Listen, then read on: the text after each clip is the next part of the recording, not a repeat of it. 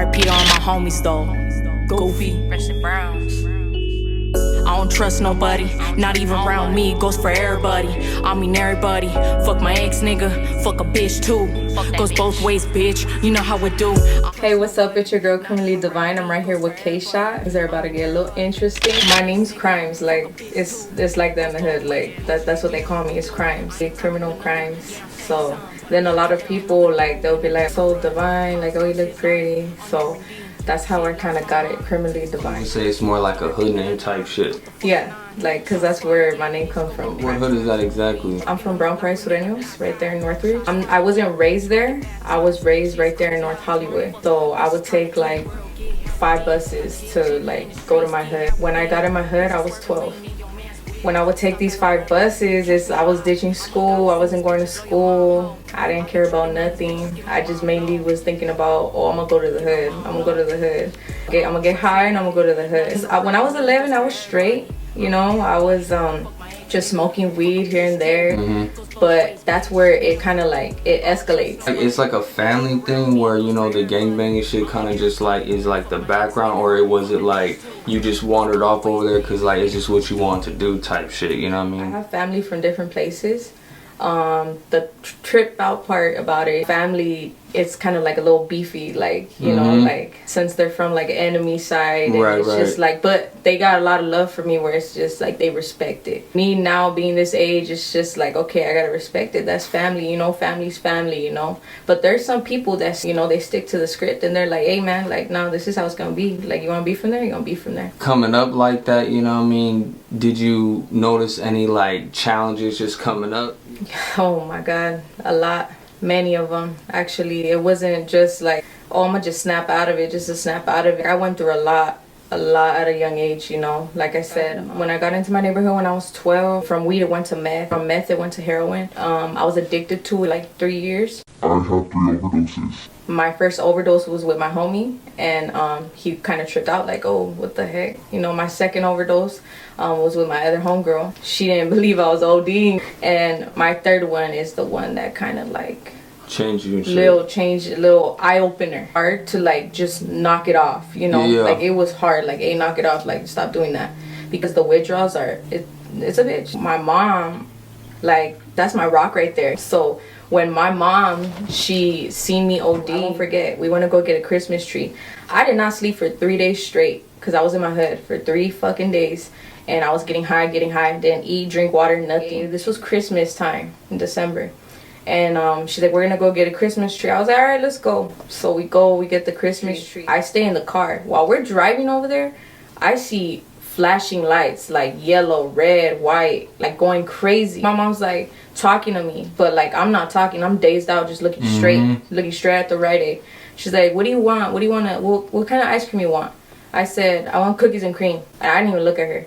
And then she's like, all right. She goes, she comes back, she sees I'm not even like answering, knocking on the window. Hey, like, you okay, Amanda? Answer me, you know? I'm facing straight, and I'm like, how am I gonna let my mom know that I'm about to like die or something's gonna happen to me? I couldn't talk or nothing. Like, I could hear her, but like I can't even like say nothing. My body was stuck. I was in a zone, you know? Like, I can't even move or nothing. So I'm like, I'm gonna let her know something's gonna happen to me. Boom, I grab her thigh and started squeezing it like crazy. And then she's like, oh my God, what's going on? Head flipped back. Like, I could feel my mouth wet. And then like having a seizure type I was shit. having an overdose, a seizure. It was from last time that I had with my friend. I went to the hospital. Since I was a minor, they told my mom, if you call the cops again or the ambulance, like, she's literally gonna be taken away from you. You're not gonna have it. But when I was ODing in the car with my mom, like, she did not call the ambulance. I literally died for like 5 minutes. My mom said I was pale, I was white, and I had no pulse, like when she was checking my neck.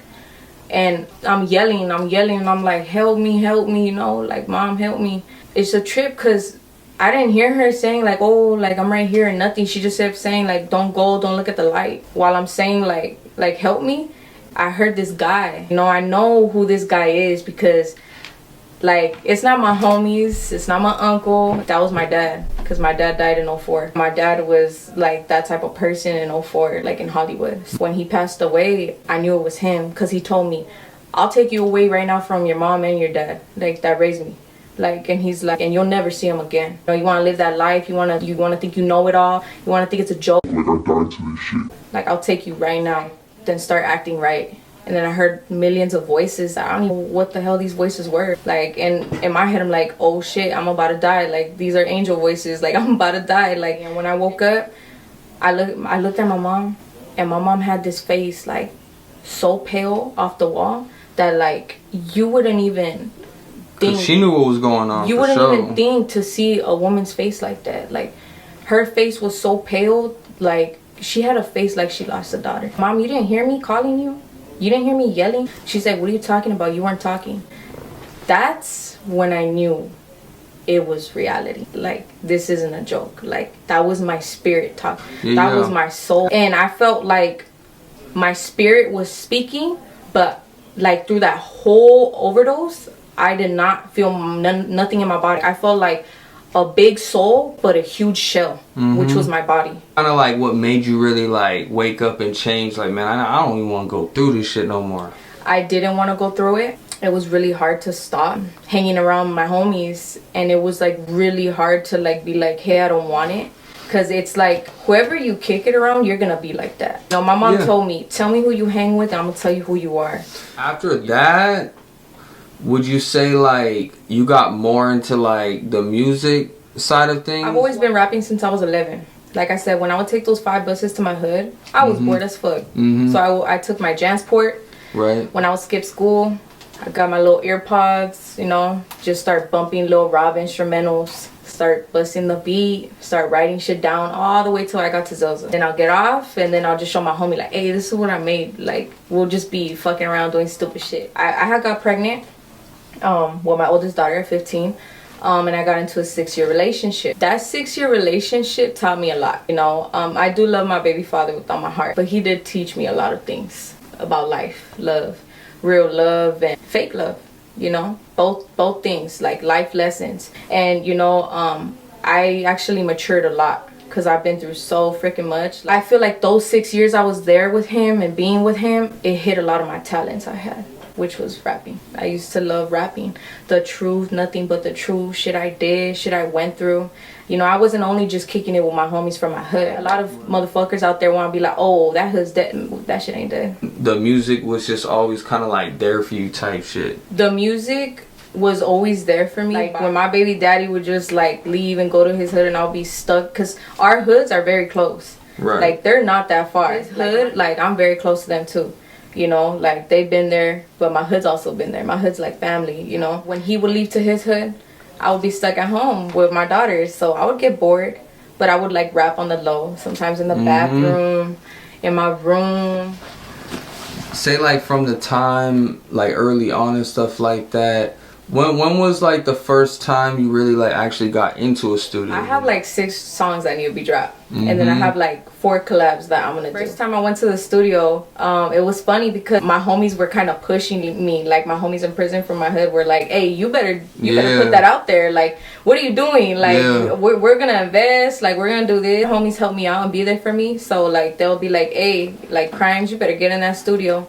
You went in the studio, you better get in that studio. Being a single mom of 2 girls, you know, I ain't no millionaire. Like, and I'm not gonna sit here and be like, oh, I came from the freaking like total gutter where my mom would hit me with wires and I had a broke life. I'm not gonna sit here and say some bullshit like that, because no, I didn't grow up in a fucking poor life. My stepdad, he spoiled the shit out of me. To him, a price did not fucking matter. When he left me and my mom, that's when I knew this is poor. That's why I went to the bottom at 12.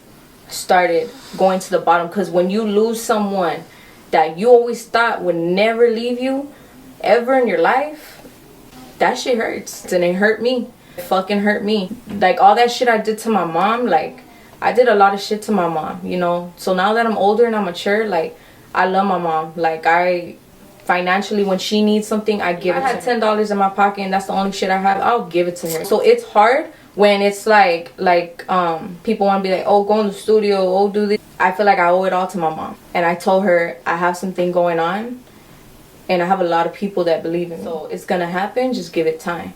And she believed in me. She's heard me.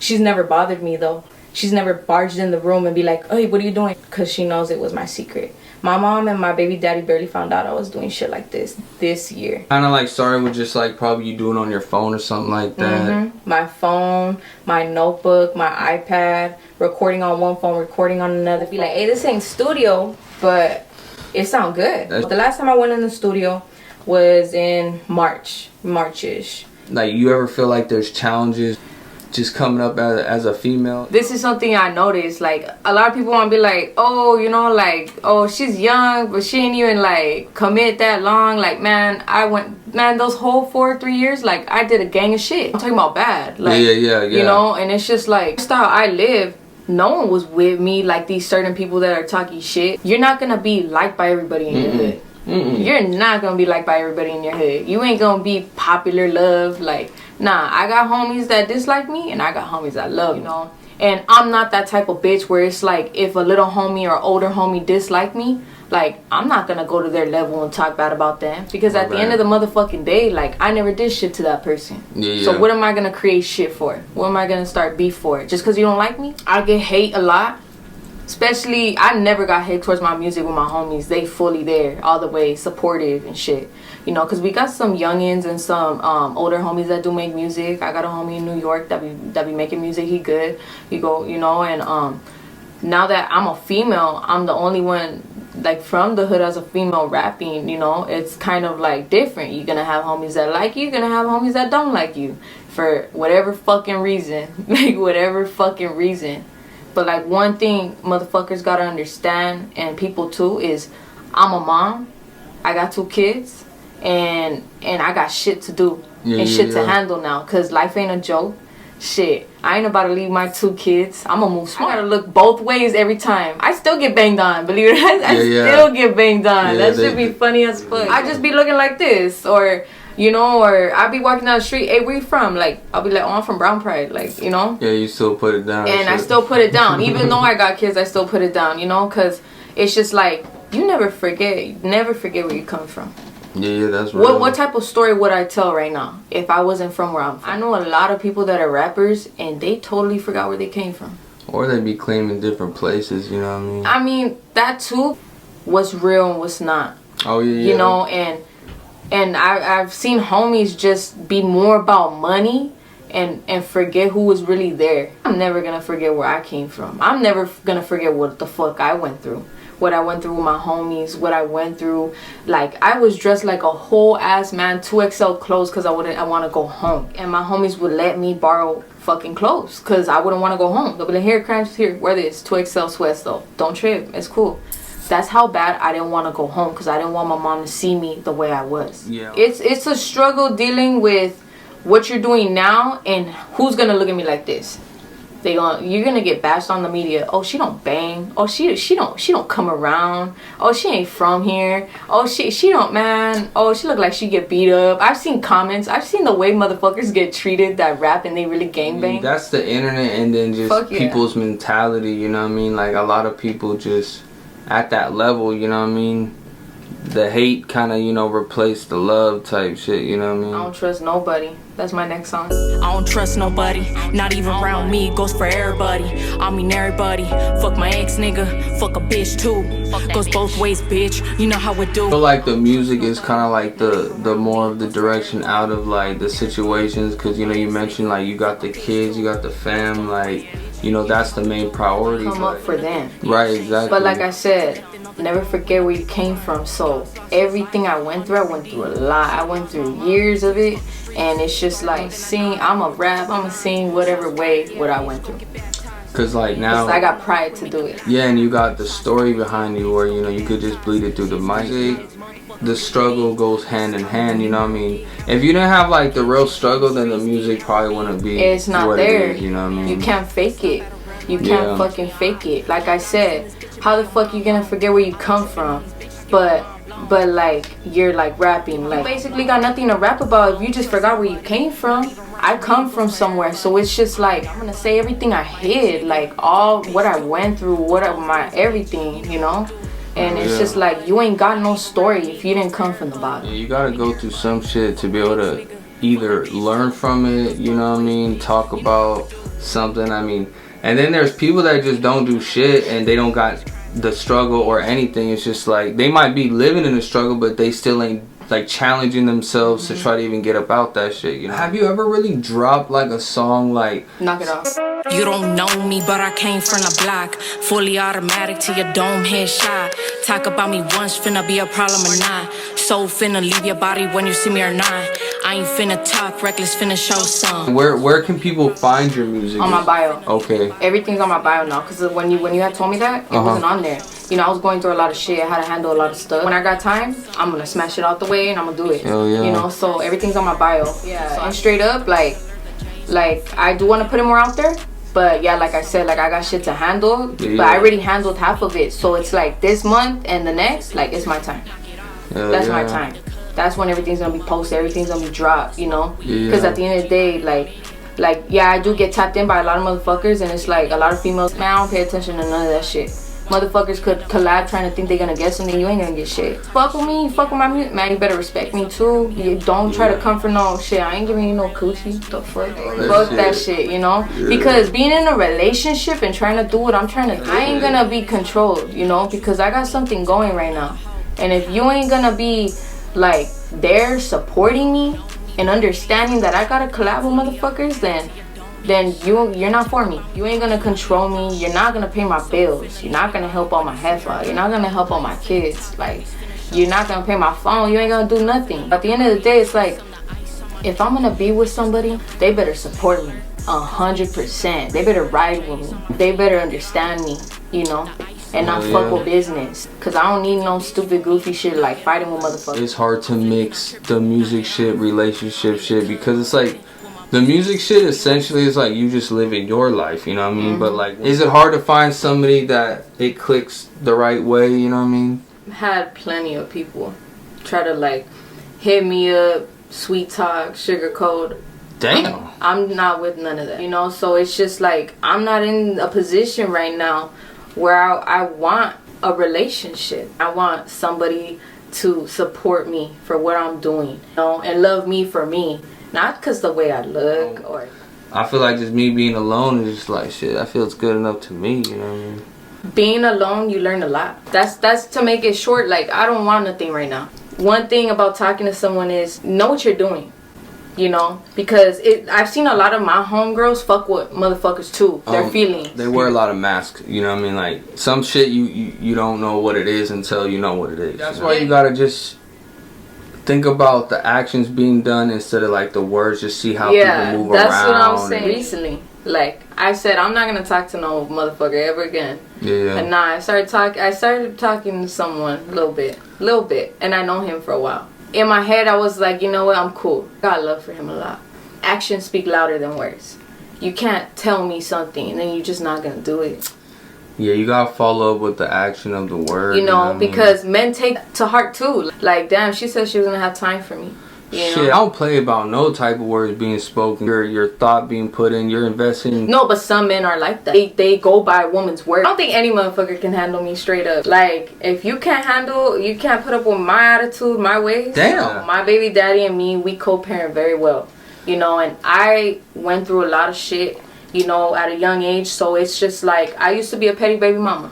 I used to keep my kids away from their dad. Being petty, because that's some shit that people decide to do, you know what I mean? It's not something that, you know, you gotta do, you know what I mean? That, did you start to just feel better about the decisions being made, or it came with a lot of things to stop being petty, you know? You gotta wanna stop being petty. You gotta wanna stop being a petty baby mama, you know? But some women do have their reasons to not be around their baby daddy because they don't help out with the kids.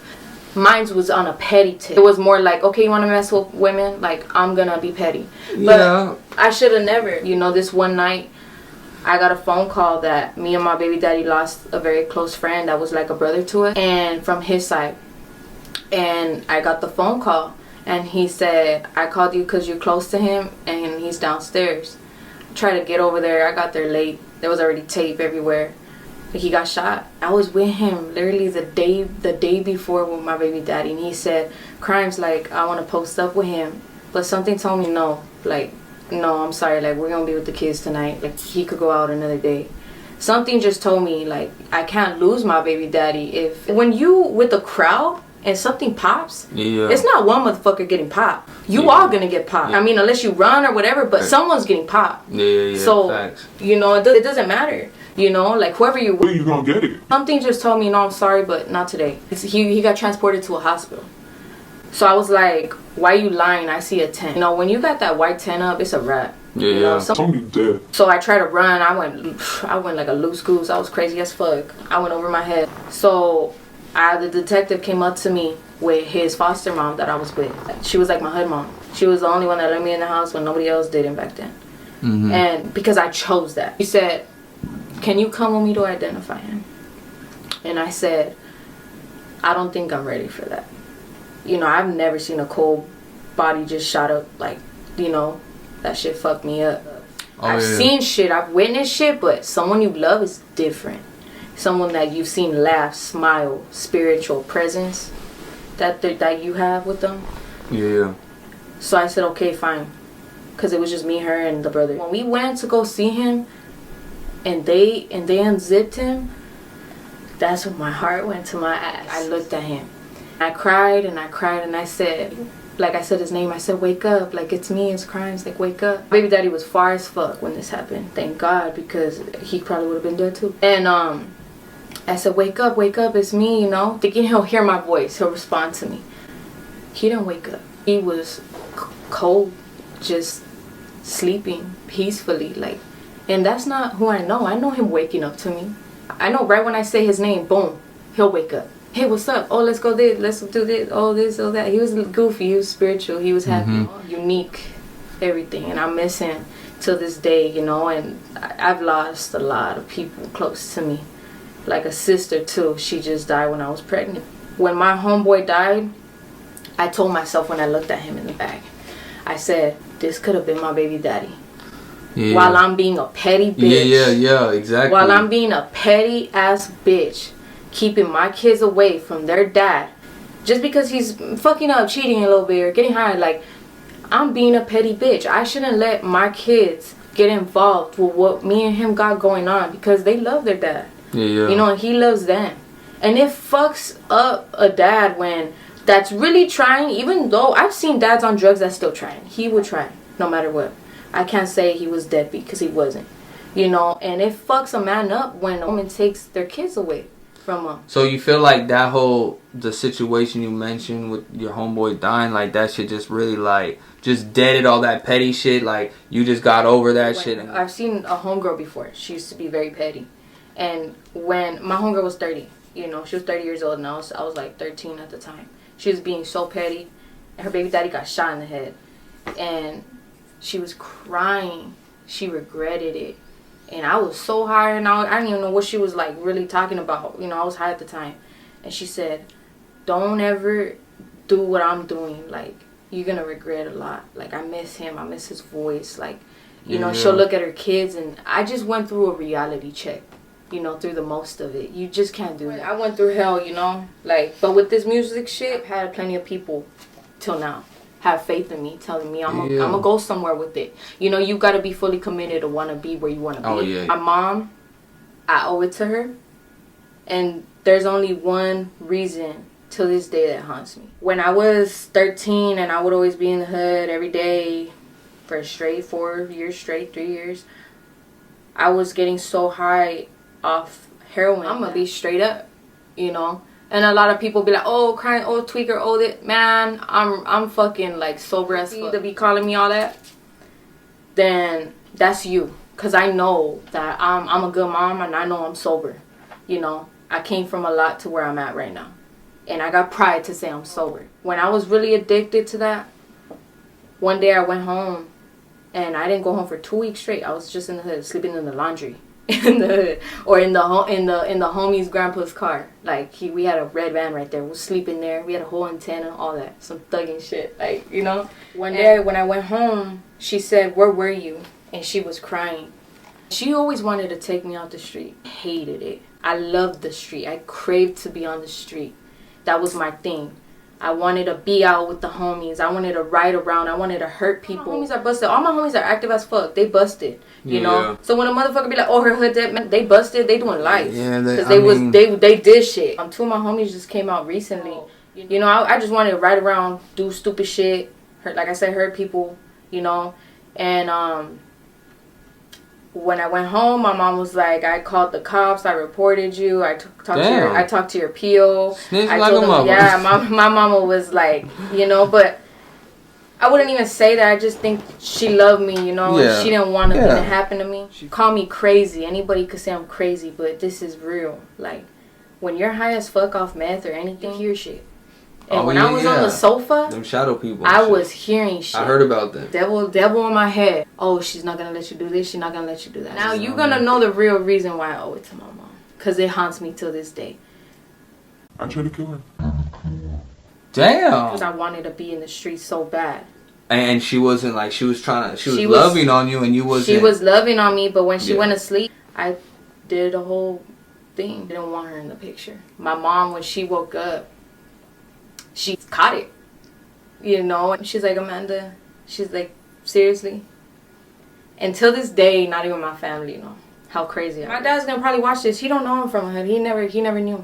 My tattoos, I hide them because I love him and I don't want to lose my bond with my stepdad. Find out all types of shit. Oh yeah, now they are. You know what? It's okay because this is what comes with this life. You want to be a rapper, man. Look at all these famous people go on TMZ popping about their life. You know, so I'm ready for it. A lot of that shit is fake news too. You know, I'd rather say the truth than somebody find out. And she woke up, she just looked at me, like in my eyes, and I won't forget that day she told me that she didn't know who I was because my eyes were black. I've seen it in my baby daddy's eyes too. Like, your eyes change when you high. Well, your pupils get bigger. They get bigger. They just black. Like, you don't see nothing. You could tell. I left that day. I left that day. I took off and I didn't go to my house for 2 weeks. I was stuck in it with my baby daddy. Now, of course, you only did that because like you were just so spracked, and then I was just high. You didn't know how to like process all that shit. I was just high. You thought she was the enemy. I thought she was the enemy. On some crazy and shit. I was listening. Crazy ass. I was listening to my demons. Wow. And you know what? That's a crazy story. But you know what? I went back home after 2 weeks, and my mom cried to me, and I cried to her. Yeah. And I told her I need to stop getting high. I didn't know what I was thinking. And you know what? If that would have happened, my mom would not be here till this day. And I need to be thankful that she's here. You know? Because that, I would never. What you're saying too, on the other hand, is like, you really realize like who's really there and how much of a big impact it is when you're at the bottom. Because imagine if you didn't have that support system, you know, you would have just fucking been. Because I was high. And you know what? Drugs make you do things. Oh, yeah. Drugs make you do a lot of things. And I was so high. And you know what? My mom tells me, till this day, like, I love you, and I tell her I love her. I give her the world. I give her anything I can, you know. And till this day, I still tell her I'm sorry. Even though she says it's okay, I say I'm sorry. But everyone has a bigger cross. Everybody has their own stories. And the only reason why I'm telling the truth about mine is because that's the life I lived, and that's where I come from. It was my cross. This is my story, and this is my cross. So I appreciate K-Shop for having me on this interview. My music is in my bio, Spotify, YouTube. Click it. I got Knock It Off right there. The new one that I'm going to release is called Trust Nobody. Your bones are not finna leave your body a cold some. The ice on my neck, bitch, is nothing regular, smuggler. Cause bitch, you got the regular. The J's on my feet, knock it off. The ice on my neck, knock it off. Leave your bitch for me, knock it off.